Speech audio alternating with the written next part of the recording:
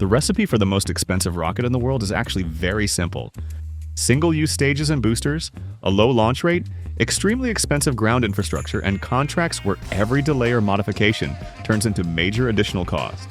The loudest and clearest example of the most expensive rocket system in the world is NASA's SLS paired with the Orion spacecraft. SLS is a massive government rocket built by NASA to lift very heavy payloads: the crew capsule, fuel, and large pieces of equipment. In very simple terms, SLS is a giant disposable cargo truck rocket, and Orion is the crew cabin sitting on top of that truck. The production in a single launch of the SLS Orion system is estimated at around $4 billion per launch. In other words, the cost of just one launch is comparable to the budget of an entire space program. Now compare that with Falcon Heavy. SpaceX lists the launch price at about $97 million. The difference is not 2 times and not even 10 times. It is roughly a 40-fold difference in cost. This is why reusing rocket stages changes the economics so dramatically. If the most expensive part of a rocket, the first stage, does not sink into the ocean and turn into scrap metal, but instead lands and flies again, the launch price can drop significantly. SpaceX built its entire strategy around reusability from the very beginning, and has publicly stated that relaunching a used booster is much cheaper than building a new one. SLS is expensive not because it is bad or too complex, but because it is almost rebuilt from scratch every single time. It flies once and that is it. There is no reuse. On top of that, these rockets are launched very rarely. As a result, all the fixed costs, factories, staff, testing, are not spread across hundreds of launches, but across 1 or 2. Each launch automatically becomes extremely expensive. With reusable rockets, the situation is the opposite.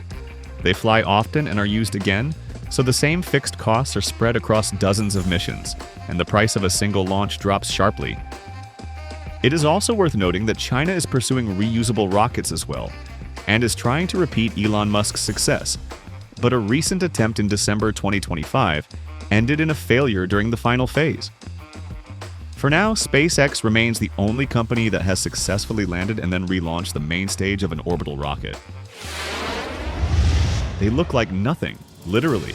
You can barely see them with the naked eye. Yet they're some of the most advanced technologies humans have ever created: smart dust. These tiny floating particles are actually microscopic machines, complete with sensors, transmitters, and microprocessors. Each one is smaller than a grain of sand, but powerful enough to monitor the environment, track movement, or measure changes in temperature, humidity, and even biochemical signals. Originally developed for military reconnaissance, smart dust is now moving into civilian life, and it's about to explode. Researchers have already created working prototypes that can be sprayed into the air or scattered across a room. Once deployed, these invisible sensors form a connected network, relaying real-time data about everything around them. Air quality? Covered. Structural stress in buildings? No problem. Changes in vital signs of a patient during surgery? Handled with insane precision. The possibilities are wild. Factories could use smart dust to detect microscopic cracks before machines break down. Farms might sprinkle it across fields to monitor crop health plant by plant. Even hospitals are testing these micro machines for diagnosing patients from inside the body. Yes, some versions are so small they can be swallowed, travel through the digestive system, and send out health data like a tiny robot doctor. Of course, this tech raises questions too. With sensors so small, who controls them? Who sees the data? Privacy concerns are already buzzing, and governments are scrambling to set boundaries. But there's no putting this genie back in the bottle. Smart dust is here, and soon it'll be everywhere even if you never see it.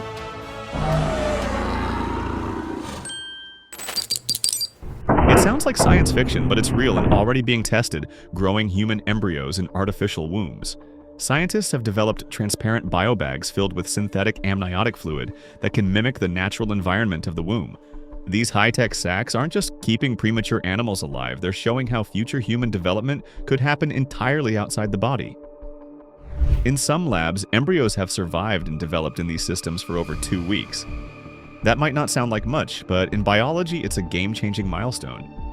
These artificial wombs are controlled down to the millisecond oxygen levels, nutrient flow, even sound and movement are regulated by algorithms. It's like turning human development into a programmable event. The potential is staggering. It could one day help people with medical conditions that prevent pregnancy.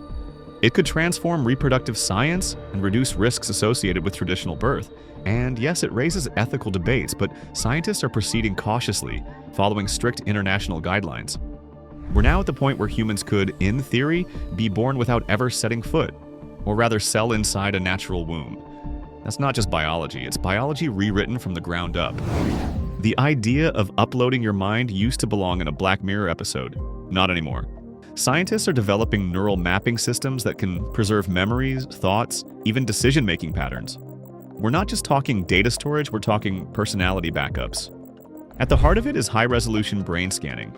Teams in the US and South Korea are using ultra-thin nanowires and optogenetics to read neural activity and recreate it digitally.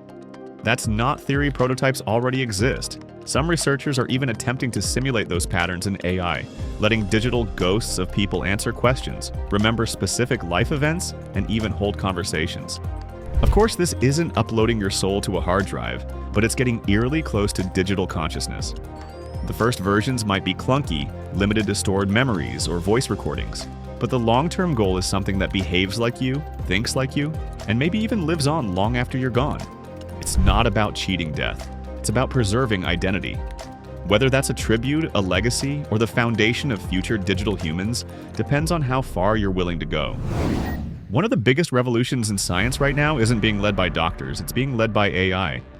And not just any AI, we're talking drug-creating neural networks that invent new medicines from scratch in days, not years. The old way of finding drugs took forever. Researchers would test thousands of compounds and hope something worked. Now, AI models can predict how a molecule will behave in the body, simulate its effects, and optimize it before it's ever made in real life. In 2024, several companies used AI to create entirely new antibiotics that killed bacteria resistant to all known treatments. And these weren't minor tweaks, they were entirely new molecular structures, never seen in nature. Clinical trials followed within months, not decades.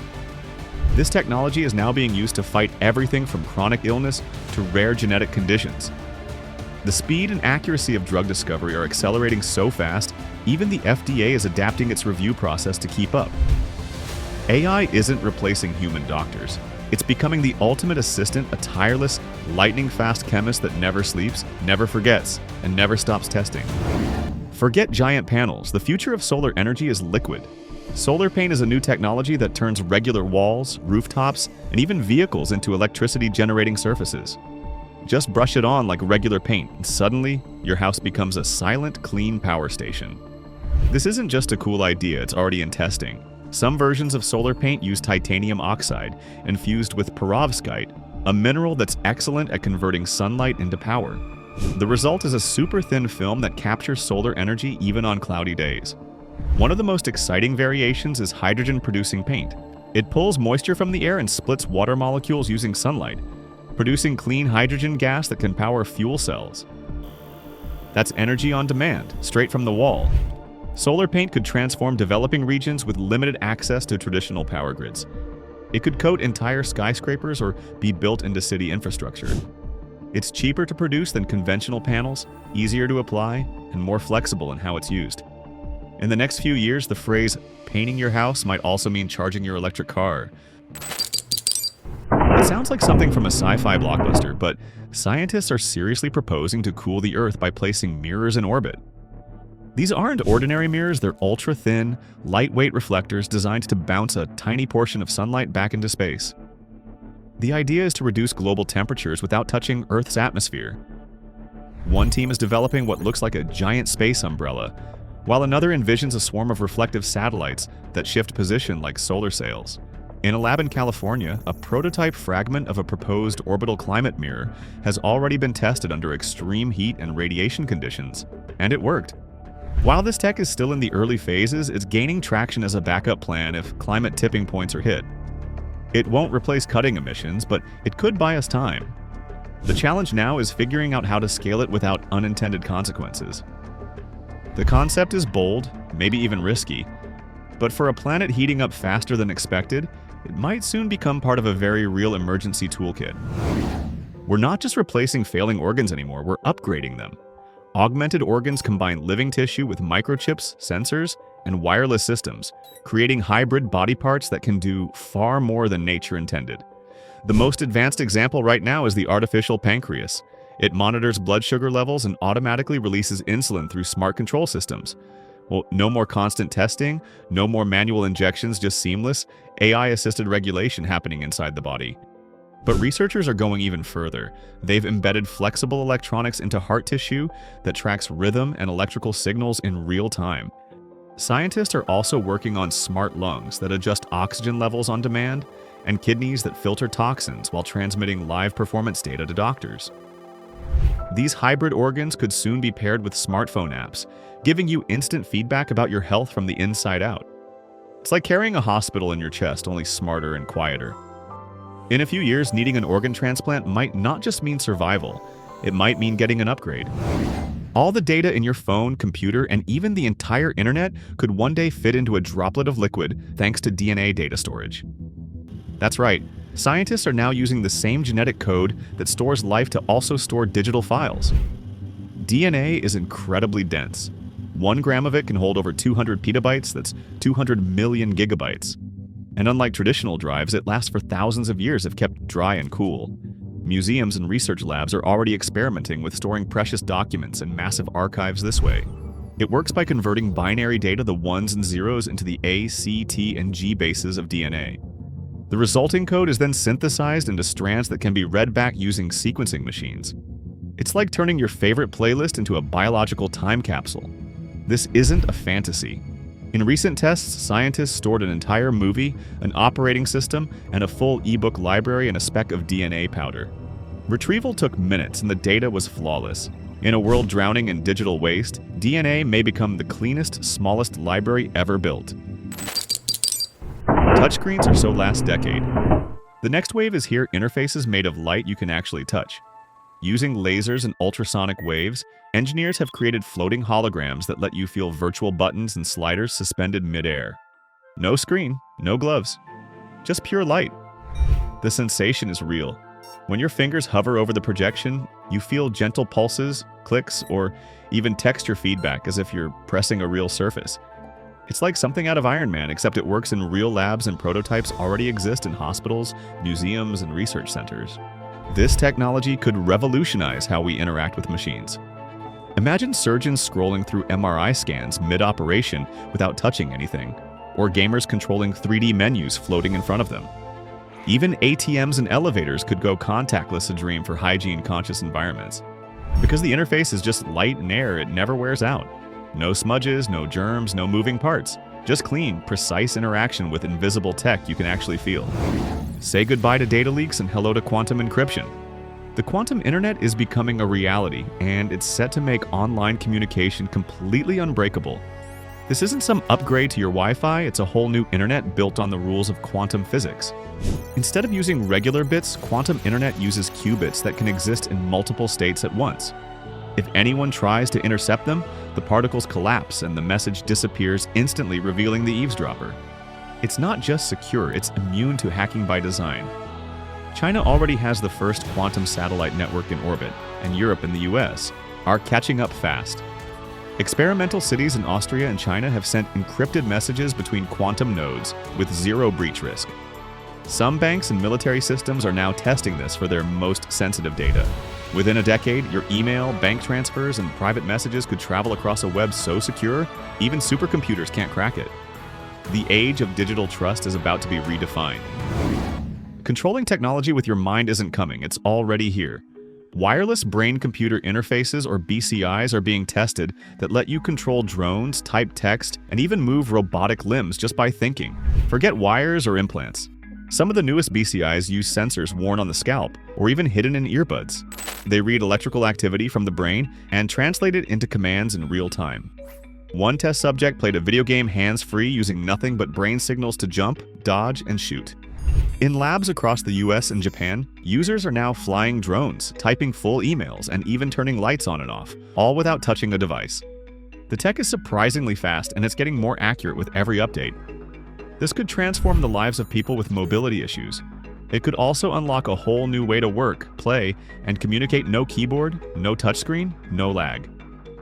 just brain to machine, wirelessly. For years, hydrogen-powered vehicles were stuck in sci-fi garages. Not anymore.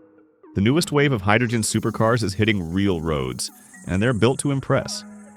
These aren't just science experiments, they're full-performance machines that go from 0 to 60 in under 3 seconds. Companies like Toyota, Hyperion, and BMW are rolling out models that can refuel in 5 minutes and drive over 600 miles without emitting anything but water vapor. That's cleaner than electric and faster to refill.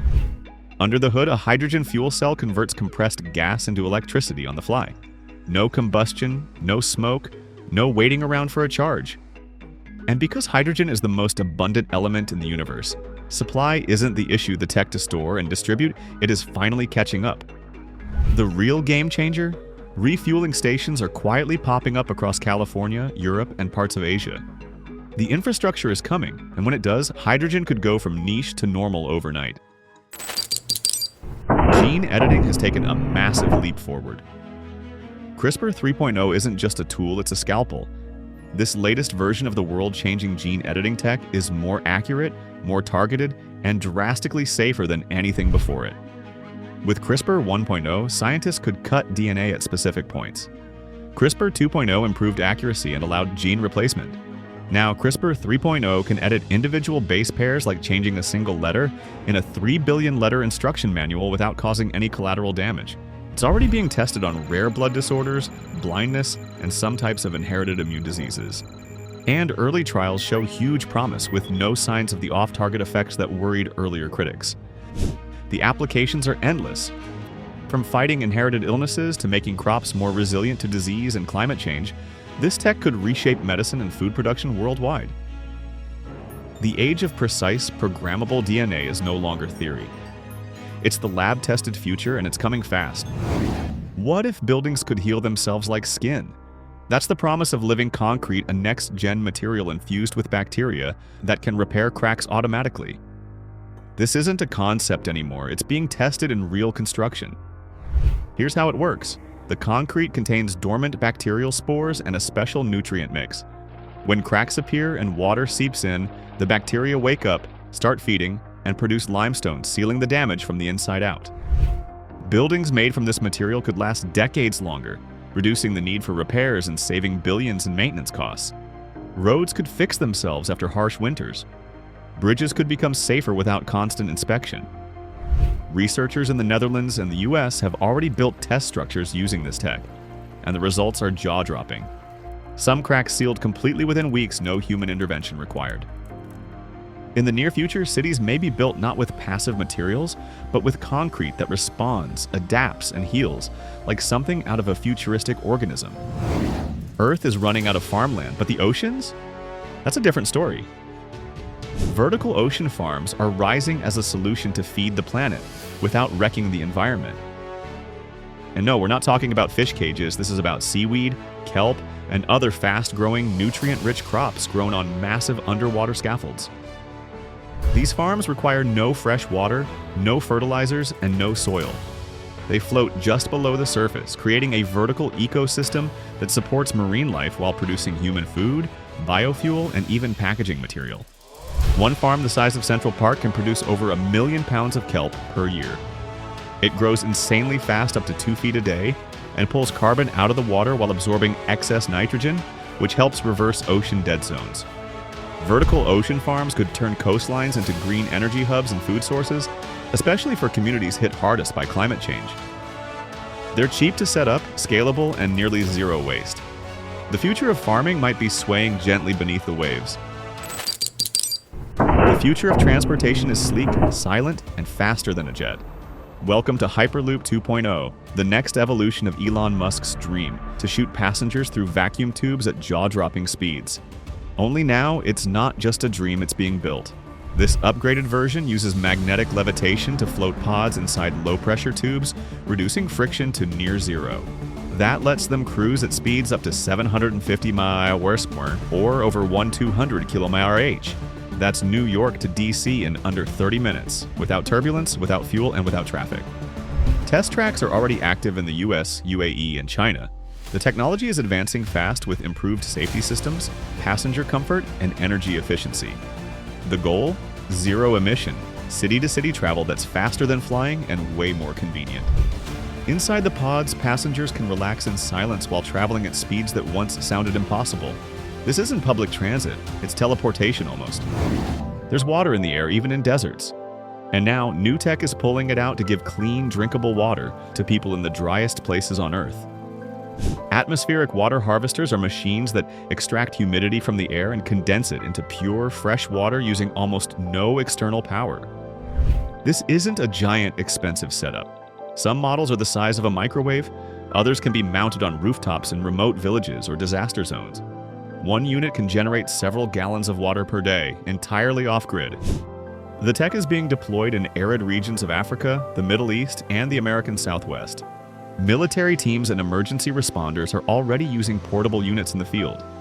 And newer versions powered by solar panels are completely self-sustaining. With over 1 in 4 people worldwide lacking consistent access to clean water, this breakthrough could literally be life-changing. The solution was above us all along, we just needed the tools to tap into it. Building things in space used to require shipping them from Earth at insane costs, but not anymore. Thanks to zero-gravity 3D printing, astronauts can now manufacture tools, equipment, and even spare parts right on board, using nothing but raw materials and a robotic arm. This isn't theory. The International Space Station already has 3D printers operating in microgravity. They've produced everything from simple wrenches to components for scientific experiments. One day, this tech could even print habitat parts or replacement organs no resupply missions needed. And it's not just NASA anymore. Private companies are developing orbital factories that use robotic arms to print satellites, solar panels, and structural components directly in orbit.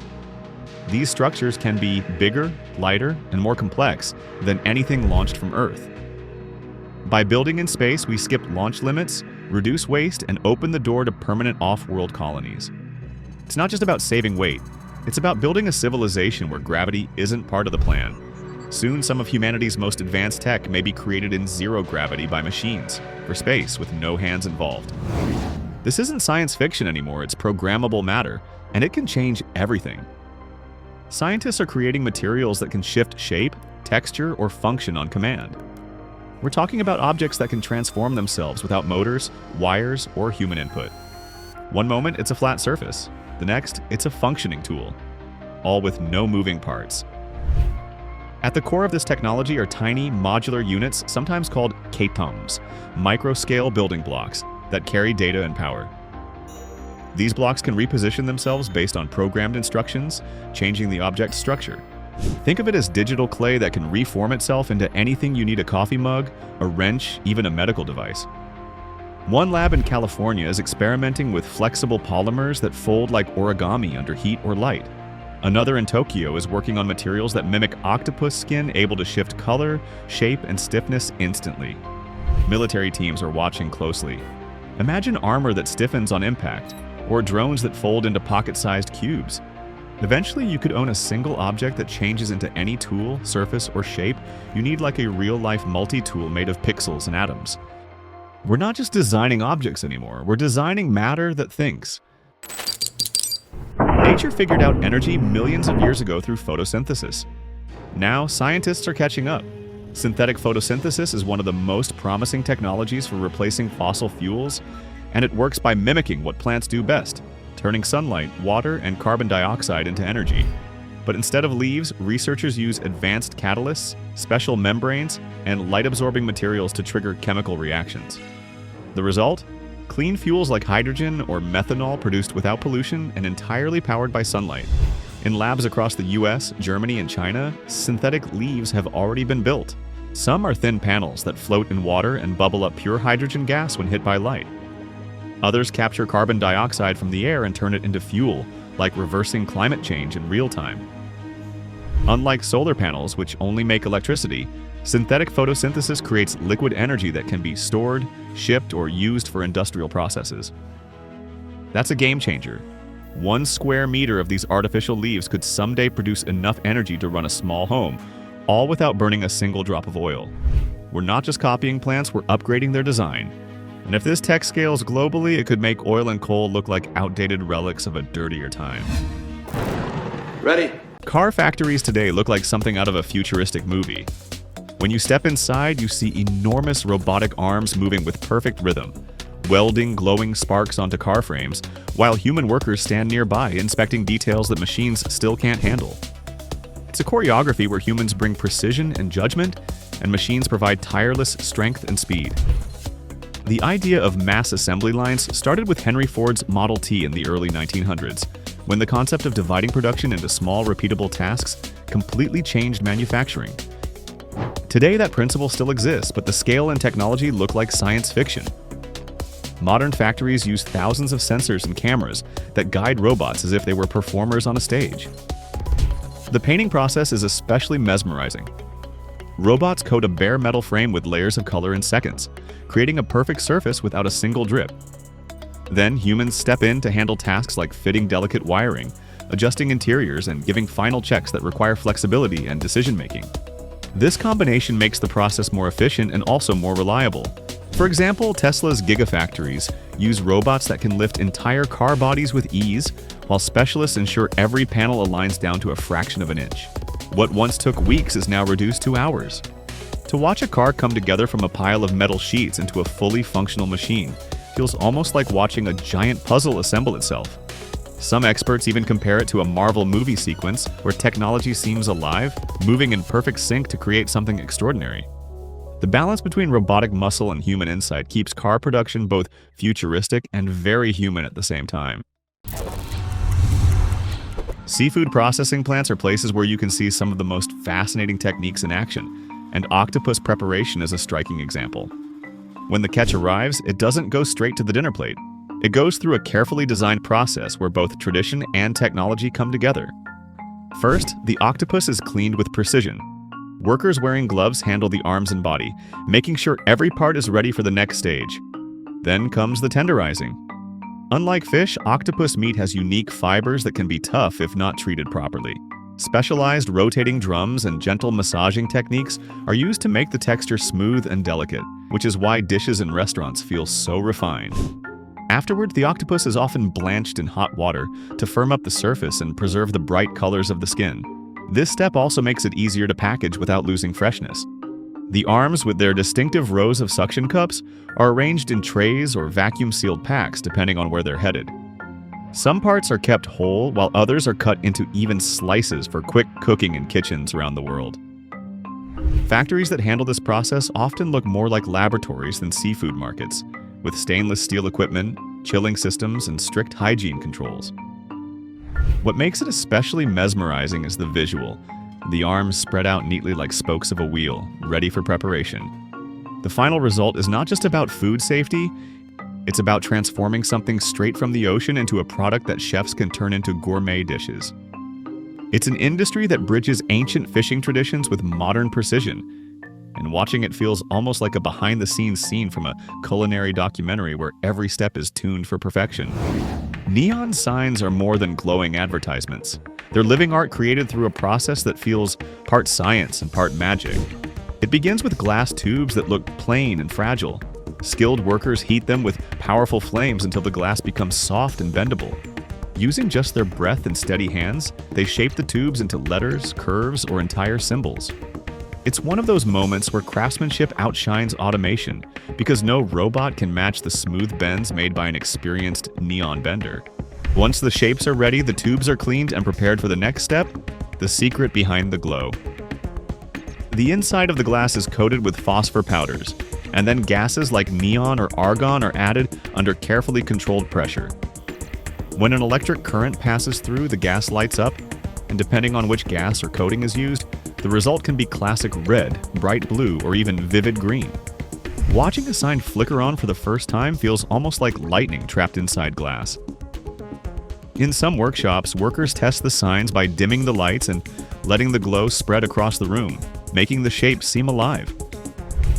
What makes it even more incredible is that many of the techniques haven't changed much since the 1920s, when neon signs first lit up city streets. Despite the rise of LEDs, neon still holds a special place, because it has a warmth and vibrancy that digital screens can't fully copy. Walking past a glowing sign feels nostalgic and futuristic at the same time. almost like stepping into a scene from Blade Runner where light itself becomes part of the city's heartbeat. Seeing how these signs are made turns every glowing letter into a small work of science and art fused together. Glass marbles may look like simple childhood toys, but their production is one of the most visually captivating processes in the world of glasswork. It starts with raw glass melted in furnaces that reach temperatures over 2,000 degrees Fahrenheit. The glowing liquid flows like honey and is cut into small glowing blobs that will soon become marbles. These red-hot drops fall onto rolling tracks or into mechanical molds that spin them continuously, shaping them into perfectly round spheres. What makes the process hypnotic is the addition of color. Workers introduce tiny rods of colored glass or swirl pigments into the molten mass before it cools. As the sphere rolls and turns, those colors stretch and twist, creating the signature swirls, stripes, and patterns that make each marble unique. No two are exactly alike, which is why collectors around the world treasure them. After shaping, the marbles are cooled slowly in long, annealing ovens to prevent cracking. Once hardened, they're sorted, polished, and graded for size and clarity. Some are destined for children's games, while others are made larger and more intricate, often used in art or engineering displays. Historically, marbles were once handmade by artisans who would snip and roll the glass with simple tools. But today, machines can produce thousands every hour, each one glowing as it drops from the production line. Watching hundreds of marbles form and tumble down chutes looks like a colorful waterfall of glass gems. The result is more than a toy. It's a reminder of how heat, motion, and artistry can transform molten glass into objects that have fascinated people for centuries. Seeing the process in action is as mesmerizing as watching a kaleidoscope being built in real time, with fire and glass dancing together. A pencil may look ordinary, but the way it's made is anything but simple. The journey begins with graphite, which isn't pure lead as many still believe. It's actually a blend of ground graphite powder and clay, mixed with water until it forms a thick paste. This mixture is pushed through machines that extrude it into long, thin rods that look like spaghetti made of stone. After drying and firing in hot kilns, these rods become the familiar dark cores that give pencils their writing power. Meanwhile, lumber mills prepare the wooden casings, usually from cedar because it cuts smoothly and has a pleasant scent. Large boards are cut into thin slats, and grooves are carved into them to hold the graphite cores. Workers or machines then lay dozens of graphite rods neatly into the grooves, before sealing them with another grooved board on top, like a wooden sandwich. This block is pressed together with glue, dried, and later sliced into individual pencils. What makes the process fascinating is how precise it has to be. Every pencil must be straight, smooth, and sturdy enough to sharpen without splintering. After cutting, the pencils are shaped into their classic round, hexagonal, or even triangular designs by rolling them through special cutters. The next stage brings color and branding. The raw wooden bodies are dipped in paint baths, dried in long lines, and coated again until they gleam with the bright yellow, red, or black finishes we all recognize. Finally, erasers are attached with tiny metal ferrules, and logos are stamped in gold or black foil. Watching all these steps come together shows that something as small as a pencil is a result of dozens of intricate stages, each perfected over centuries. From clay and cedar to the finished tool in your hand, the pencil is proof that even the simplest objects hide incredible production stories. Turning ordinary sand into flawless sheets of glass is a process that feels almost magical when you see it unfold. The story begins with silica sand, one of the most common minerals on Earth. In massive furnaces that roar at over 3,000 degrees Fahrenheit, this sand is mixed with soda ash and limestone until it melts into a glowing orange liquid. At this stage, it looks like lava, bubbling and shimmering with heat. The molten glass is then carefully poured onto a bed of molten tin in what's known as the float process. Because tin is denser, the glass spreads across its surface like oil on water, forming a perfectly flat sheet without a single ripple. This invention revolutionized glassmaking in the 20th century, making it possible to produce flawless windows on a huge scale. As the glass floats, it slowly moves through controlled heating zones that gradually cool it, locking in strength and transparency. The sheet stretches forward like an endless ribbon, sometimes more than 10 feet wide, until massive rollers guide it toward giant cutters that slice it into perfect panels. Factories can produce miles of this material every day, destined for skyscraper windows, car windshields, and even smartphone screens. Watching it happen is hypnotic. The fiery river transforms into a crystal clear surface right before your eyes. What makes it even more impressive is the precision. A difference of just a few degrees or a tiny impurity can ruin the entire sheet. Engineers monitor every second using lasers and cameras to ensure the quality stays flawless. From gritty sand to gleaming glass, the journey shows how one of the planet's simplest materials can be transformed into something that shapes the modern world. It's not just science, it's industrial artistry on a breathtaking scale. Soap might feel like one of the most ordinary items at home, yet watching it being produced in factories is almost hypnotic. The process starts with massive steel vats where fats and oils are blended with lye and water, creating a thick mixture that slowly cooks until it becomes a smooth base. Once the mixture is ready, it's poured into molds or pushed through giant machines that shape it into long, heavy blocks. These blocks can weigh hundreds of pounds and look more like slabs of cheese than something meant for washing. Then comes the most satisfying part, the cutting. Huge wires, blades, or rotating slicers glide through the blocks with perfect precision, dividing them into dozens or even hundreds of identical bars in a single pass. The slices are clean, sharp, and surprisingly smooth, almost like cutting butter. Some factories even use machines that push the soap through patterned molds, stamping each bar instantly with a brand name or design. Watching this in action is a bit like seeing dominoes fall in slow motion. Rows of perfect bars appear one after another, stacking neatly for packaging.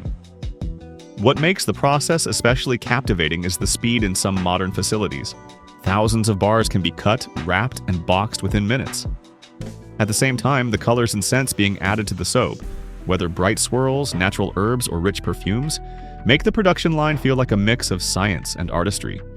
Every single bar that ends up in a bathroom or kitchen sink goes through this carefully engineered routine. Seeing it behind the scenes changes the way you look at soap forever. It's not just a cleaning product, it's a small piece of engineering shaped with incredible precision. Concrete bricks might seem basic, yet the way they are made by hand is both satisfying and impressive. In many small-scale factories and workshops, workers start with a mixture of cement, sand, gravel, and water, blended into a thick slurry. Unlike giant automated plants, here the process is all about human precision and skill. The wet concrete is poured into sturdy molds that are either metal or heavy plastic, shaped to create uniform bricks. Workers spread the mixture evenly, tapping the molds or using vibrating tables so every tiny air bubble rises out, leaving the surface compact and smooth. Once the molds are filled, they are leveled off with tools, giving each brick sharp, clean edges. What makes this process fascinating is that it's a perfect combination of strength and artistry. Some workshops even add pigments, creating red, yellow, or black bricks, which gives construction projects their signature look. After setting for a short time, the bricks are carefully removed from the molds, lined up in neat rows, and left to cure. Instead of relying only on ovens or machines, natural curing is often used. Bricks are sprayed with water over several days so they harden slowly and evenly. The sight of hundreds of fresh bricks, still damp and glistening in the sun, is strangely captivating. Each one looks almost identical, yet every brick carries subtle signs of the hands and techniques that shaped it. This handmade approach has been used for centuries. And even with modern automation, it remains common because it's affordable, flexible, and reliable. Watching raw concrete turn into building blocks of houses, schools, or streets in a matter of hours gives you a new respect for how something so simple underpins entire cities. It's a production process that shows strength being crafted step by step, one brick at a time. The transformation of trees into enormous rolls of paper is one of the most striking industrial processes to witness. It begins deep in the forest, where logs are harvested and transported to pulp mills. Once they arrive, bark is stripped away, and the wood is chipped into small, uniform pieces. These chips are then boiled with water and special chemicals inside massive digesters that tower several stories high. After hours of cooking, the fibers separate into a wet pulp that looks nothing like wood anymore. This pulp is washed, bleached until it becomes bright white, and screened to remove any impurities. At this stage, it's like thick porridge. The pulp is then poured onto moving mesh conveyors where water drains away and the fibers begin bonding into thin sheets. What makes the process incredible is the scale. The sheets stretch longer than football fields as they move through giant rollers that squeeze out more water and dry them with steam-heated cylinders. By the end, the fragile pulp has transformed into sturdy, continuous paper. Finally, colossal machines wind the finished sheets into rolls that can weigh several tons each and measure over 30 feet wide. Standing beside one of these rolls makes you realize just how massive everyday production really is. From there, the rolls are shipped to printing plants or cut down into notebooks, printer paper, packaging, or newspapers. The journey from solid tree trunk to delicate sheet is a reminder of how engineering and chemistry can completely reinvent raw materials. Watching it in action feels like seeing nature and technology merge, forests turned into rivers of white sheets gliding smoothly through machines, ultimately forming something we use every single day without thinking twice. Chocolate is one of the world's favorite treats, but seeing how it's produced in factories takes the appreciation to another level. It all begins with cocoa beans harvested from tropical regions. The beans are fermented, dried, and roasted until their aroma fills the air. After roasting, they're cracked open to remove the shells, leaving behind the rich cocoa nibs. These nibs are ground into a thick, dark paste known as cocoa liquor, which already tastes like unsweetened chocolate. What makes the industrial process fascinating is how this raw paste is transformed into silky bars. The cocoa mass is pressed to separate cocoa butter from cocoa solids, and then both are recombined in precise proportions with sugar and milk powder, depending on the type of chocolate being made. Massive mixers knead the blend until it becomes smooth, and then it enters the stage known as conching. During conching, giant heated rollers stir the chocolate for hours or even days, breaking down tiny particles and releasing the rich aroma we associate with finished chocolate. The result is a glossy liquid that flows like velvet. Another critical step is tempering, where the chocolate is cooled and reheated carefully so it hardens with a perfect snap and a shiny finish. Factories then pour the liquid into molds that vibrate gently to remove bubbles, before sending them through long cooling tunnels. By the end, the molds flip and release flawless chocolate bars ready for wrapping. Watching the production line is mesmerizing. Thousands of bars glide by on conveyor belts, each identical, yet each carrying the result of centuries of refining the craft. Whether it's a simple milk bar or a luxury dark slab, the journey from bitter beans to smooth, melt-in-your-mouth chocolate is one of the most enchanting production processes you can witness. Turning old plastic bottles into soft clothing is one of the most surprising recycling processes to watch. It begins with mountains of used bottles collected from cities and beaches, which are sorted by color and type. After the caps and labels are stripped away, the bottles are fed into giant shredders that chop them into tiny flakes. These flakes are then washed thoroughly to remove any residue before moving on to high-temperature dryers that leave them crisp and clean. The real magic happens when the flakes are melted down into a thick liquid and pushed through fine nozzles, almost like a pasta machine. Instead of spaghetti, though, what comes out are thin, continuous strands of polyester fiber. These threads cool quickly and are stretched to make them stronger and smoother, before being wound into huge spools. At this stage, the material already feels like something you could weave into fabric. Factories spin and twist the fibers into yarn, which is then knitted or woven into textiles used for jackets, sportswear, backpacks, and even shoes. What's amazing is that the end result feels nothing like the crinkly plastic it came from. A soft hoodie made this way can actually start its life as dozens of discarded bottles. This process not only reduces plastic waste, but also shows how innovation can give new life to something once considered trash. Seeing the production line in action is oddly satisfying. Bottles go in one end, and rolls of fabric come out the other, ready to be cut and stitched into everyday clothes. It's a transformation that feels both futuristic and practical, proving that sustainability and style can go hand in hand. Watching plastic turn into fabric feels like witnessing a real-life alchemy for the modern world. Few production processes capture raw power like steel forging. Inside giant workshops, furnaces roar as steel bars are heated until they glow a blazing orange, reaching temperatures over 2,000 degrees Fahrenheit. The sight of these molten hot pieces being pulled from the fire is both intimidating and captivating. Workers and machines move them quickly to massive hydraulic presses or hammering machines that shape the steel with crushing force. Each strike sends sparks flying in brilliant showers, lighting up the factory floor like a fireworks display. Forging isn't just about brute strength, it's about precision. The metal has to be shaped while it's still hot and flexible, with every hit carefully timed to avoid cracks or weak spots. Watching a giant press squeeze a glowing block into gears, shafts, or blades is like seeing clay sculpting on an industrial scale. What makes it even more incredible is the control. Despite the violent hammering, the finished parts must meet exact measurements down to a fraction of an inch. Modern factories often use computer systems to monitor every strike, blending centuries-old methods with cutting-edge technology. The result is components strong enough to handle jet engines, bridges, and skyscrapers. Once the steel has been forged into shape, it goes through controlled cooling and additional treatments to harden it further. The contrast between glowing fire and the slow hiss of cooling water adds to the spectacle.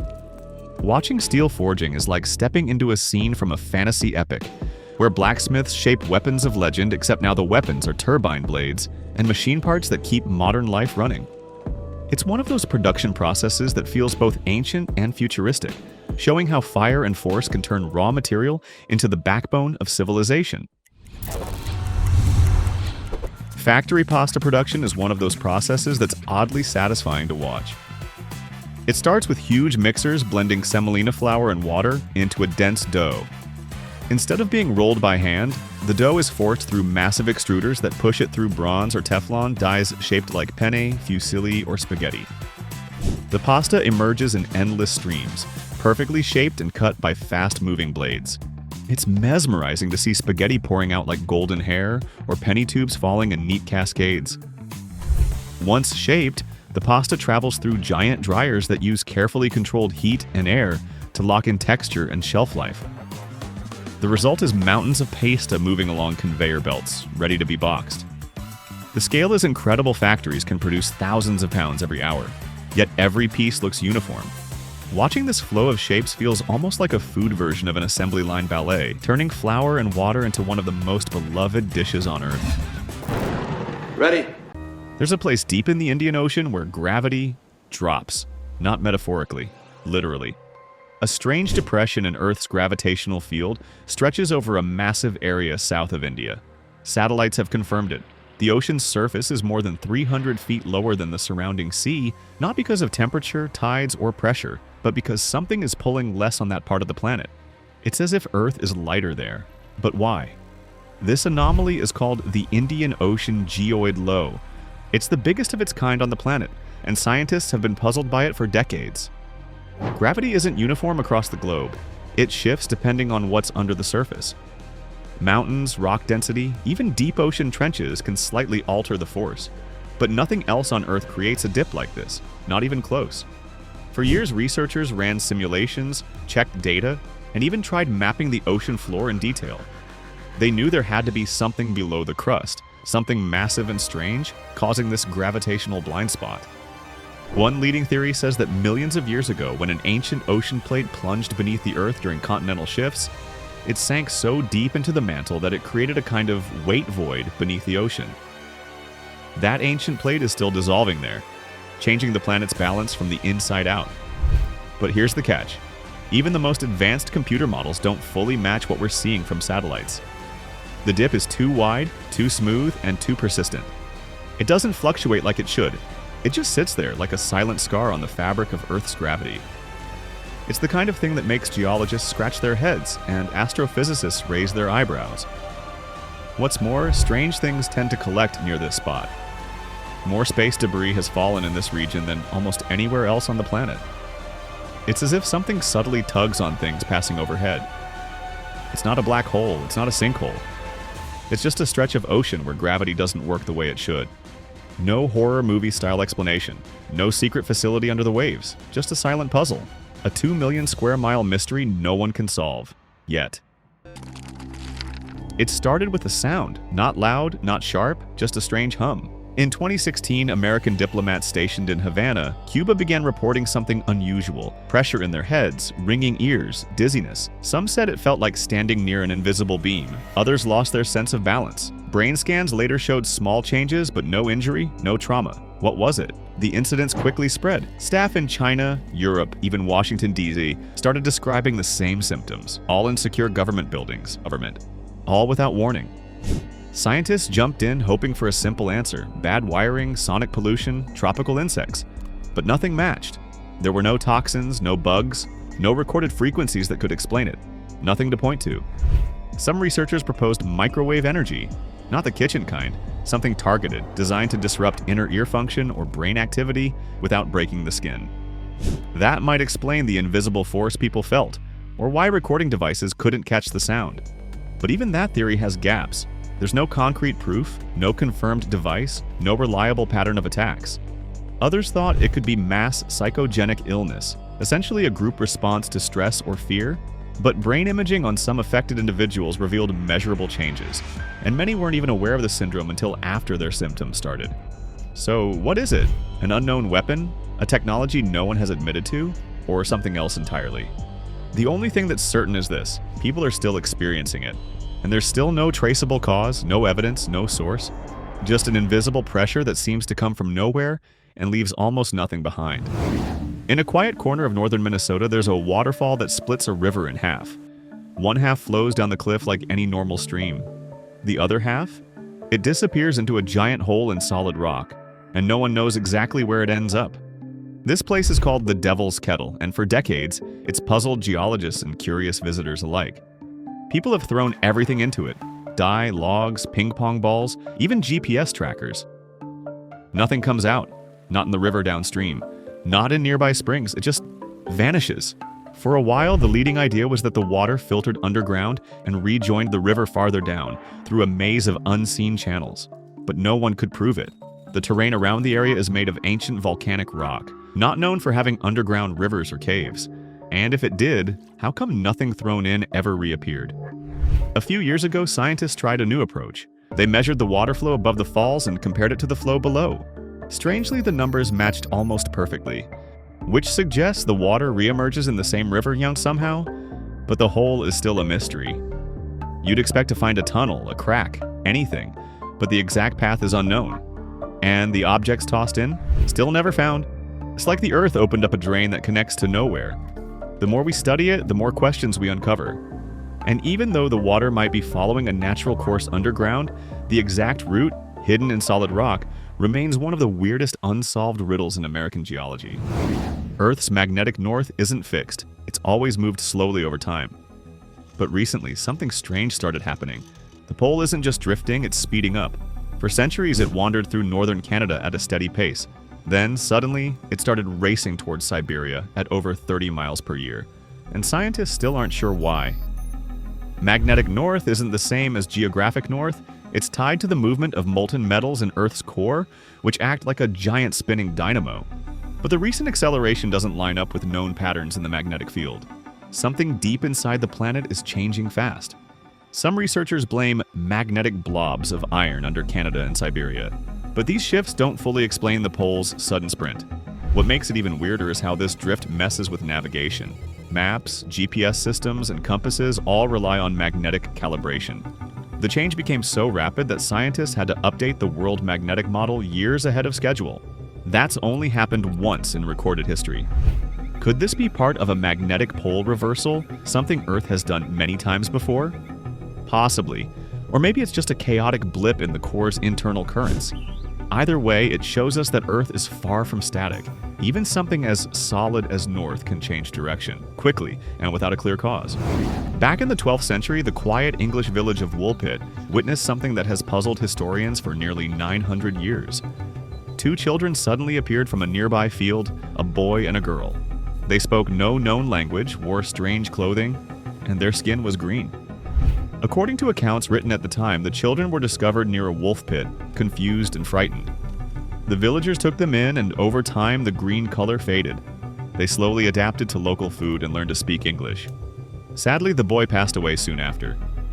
The girl, however, lived for years and offered a strange story. She claimed they came from a place called St. Martin's Land, where the sun never shone and everything was dim and green. She said they were tending their father's animals when they suddenly found themselves in Woolpit after following the sound of bells. Was it a portal? A hallucination? A folktale? Skeptics believe it was a distorted memory of lost travelers, possibly Flemish refugees displaced by war. Others say it was a medieval allegory or even a garbled story passed through generations. But here's the thing. It was written down by two respected chroniclers of the time, and neither treated it as a joke or a fantasy. Even today, no one knows for sure what really happened in Woolpit. But whether you see it as a strange case of mistaken identity, a historical riddle, or something more, the mystery of the green children remains one of the most haunting, unsolved tales from medieval England. It's tiny, it's translucent, and it may hold the key to biological immortality. Deep in the world's oceans, there's a jellyfish called Turritopsis dohrnii. Unlike every other creature we know, it doesn't just live and die, it can reverse its own aging process and start over. Again and again. When this jellyfish is injured, starving, or near death, it doesn't decay like most animals. Instead, it transforms. Its cells literally revert to an earlier stage of life, back to its polyp form, the jellyfish equivalent of childhood. Then it starts growing up again. It's like if a butterfly could turn back into a caterpillar and become a butterfly again. Forever. Scientists call this process transdifferentiation. It's a rare biological reset button, where adult cells turn into entirely different types of cells. Humans can't do this, most animals can't. But this jellyfish figured it out naturally. And it raises a wild question. If nature created a creature that can cheat death, what else is possible? The jellyfish isn't totally invincible, it can still be eaten or killed by disease. But its biological clock? It doesn't seem to tick the way ours does. Labs are studying this species to learn more about regeneration, aging, and even cancer resistance. But no one has fully unlocked its secret. It's one of the simplest creatures on Earth. And yet it holds one of the most complex mysteries in biology. How does it choose when to reboot? Why doesn't it just live forever in one state? For now, the immortal jellyfish remains a strange outlier, quietly looping through life at the bottom of the sea, one rebirth at a time. In the early morning of June 30th, 1908, something exploded above the remote forests of Siberia. The blast flattened over 800 square miles of trees, roughly the size of a major city. Trees were scorched and snapped like matchsticks, pointing away from a central point of impact. Yet, there was no crater. Locals described seeing a fireball in the sky, followed by a shockwave that shattered windows hundreds of miles away. Animals were thrown. The sky glowed bright for days. Scientists believe it was the airburst of a space object, maybe a comet or meteor, detonating a few miles above the ground.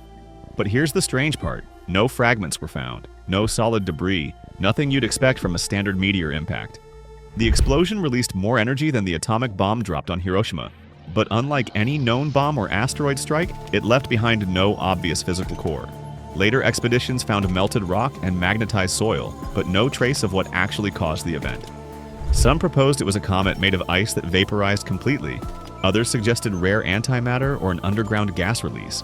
There were even early theories about a mini black hole or an alien spacecraft malfunctioning mid-air. All speculative, none proven. What happened in Tunguska is still officially unexplained. It's the most powerful explosion ever recorded from an unknown source, without leaving a single visible impact site. A blast that leveled a forest, but didn't touch the ground. Strasbourg, 1518. One summer morning, a woman walked into the street and started to dance. No music, no rhythm, just uncontrolled movement. Hours passed, then days. She couldn't stop. Soon, dozens joined her, then hundreds. Historical records describe people collapsing from exhaustion. Some reportedly died from stress and overexertion.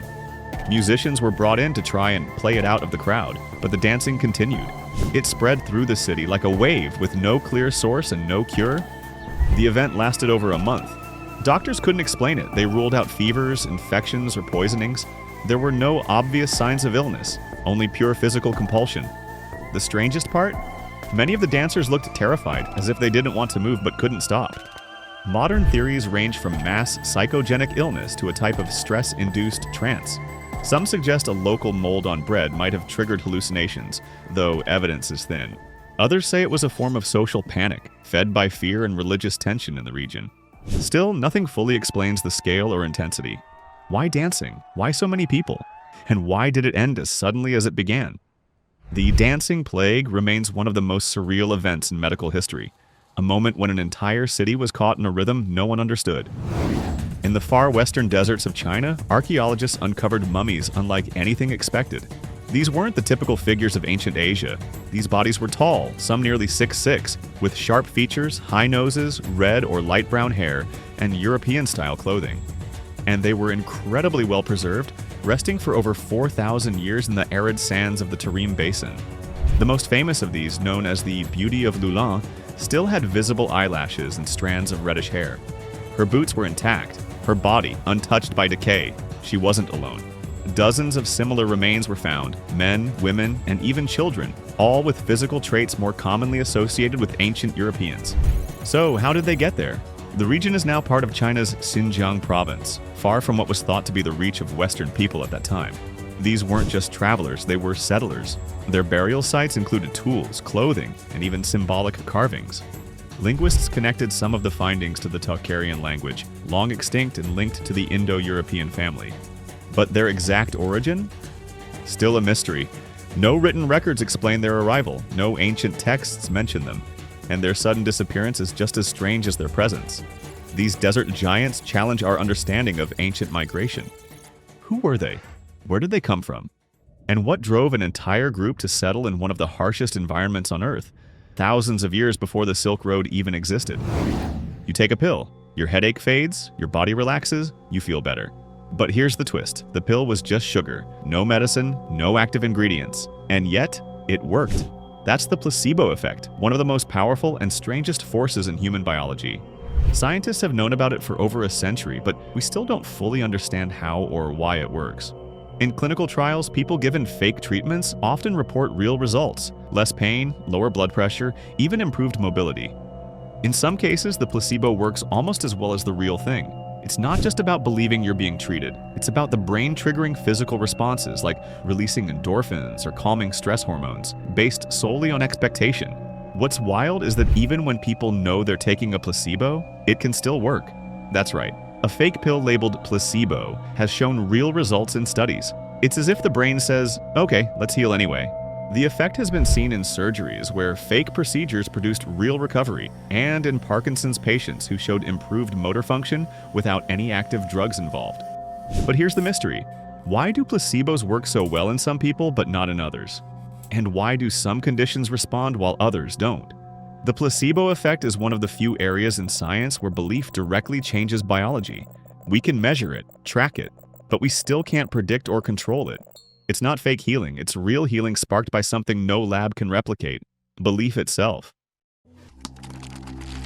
In 1889, workers drilling a well in Nampa, Idaho made a discovery that still baffles scientists.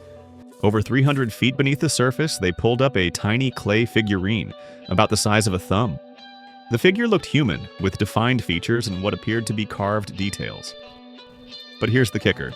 It came from a geological layer dated to be nearly 2 million years old. According to mainstream science, anatomically modern humans didn't exist that long ago. Civilizations, pottery, even basic farming were still over 1 million years away. So how did this figure end up that deep underground? Some say it was a hoax. Maybe someone dropped the figurine into the drilling equipment. But researchers at the time closely examined the layers and ruled out contamination. Others suggest natural erosion or an ancient landslide, but the surrounding sediments were undisturbed. Everything pointed to the object being as old as the layer it came from. The figurine itself has strange proportions, not fully realistic, not totally abstract. Some claim it resembles similar figures found in ancient cultures thousands of years later. Was it just a weird fluke of geology? A misidentification? Or is it a hint at something much older than our current historical timeline allows? No definitive answer has ever been found. The Nampa figurine remains locked in debate, dismissed by many, but never fully explained. If it's real, it rewrites everything we know about early human history. In the 19th century, a strange manuscript surfaced in the Netherlands. Written in Old Frisian, it claimed to be a chronicle of an ancient civilization, one ruled by wise women, wiped out by massive floods, and possibly linked to Atlantis. This was the Ora Linda book, and it sparked one of the biggest historical controversies Europe had seen in years. The book described a lost world filled with advanced knowledge, celestial events, and battles between light and darkness. It spoke of flying machines, distant lands, and the fall of a golden age. To some, it was the ultimate hidden history. To others, it was pure fantasy. Linguists and historians jumped in. They pointed out odd grammar, invented words, and suspicious timelines. The script seemed artificially aged. Many concluded it was a 19th century hoax, possibly created as a political satire or a philosophical commentary on society. Yet, parts of it echoed ancient myths from across Europe. Some symbols matched those found in prehistoric carvings. And a few modern researchers still believe the text might preserve echoes of a real oral tradition, distorted by time. Even if it was faked, the Ora Linda book had real influence. It inspired occultists, sparked Nazi-era interest in ancestral myths, and even found its way into conspiracy circles. But its true origin remains unconfirmed. Is it a clever prank that got out of hand, or a misinterpreted key to an erased chapter of human history? After more than a century, no one can say for sure. In 1999, treasure hunters using metal detectors uncovered something buried beneath a hill in Germany. What they found looked like a piece of art. A bronze disc inlaid with gold symbols: sun, moon, stars, and arcs. But once scientists dated it, jaws dropped. This wasn't a medieval creation, it was over 3,600 years old. The Nebra sky disk is now considered the oldest known representation of the cosmos. Long before telescopes or science textbooks, someone crafted a visual map of the night sky. The Pleiades star cluster is clearly visible. Gold arcs appear to mark solstices. Whoever made it understood celestial movement with remarkable precision. But how? No other evidence suggests that Bronze Age Europe had this level of astronomical knowledge. Was it passed down orally for generations? Was it copied from an even older civilization? And why was it buried, hidden deliberately? In Homestead, Florida stands a structure that looks like a forgotten ruin. Gigantic blocks of limestone, some weighing over 30 tons, perfectly balanced and carved into gates, chairs, walls, and even a telescope.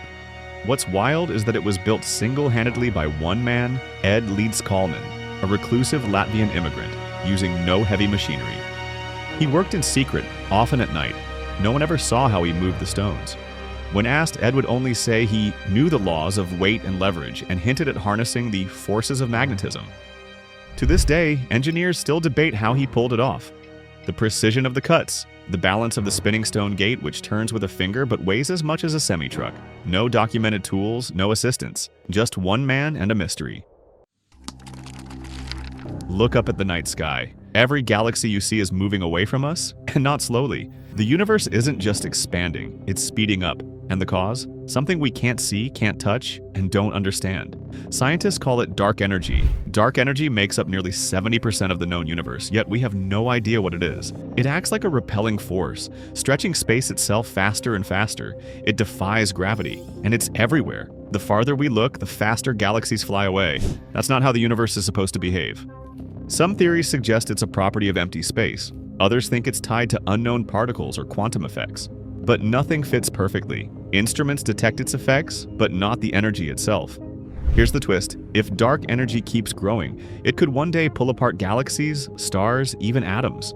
Or it might fade, slow down, and reverse everything. The future of the universe depends on a force we still can't explain, and it's getting stronger.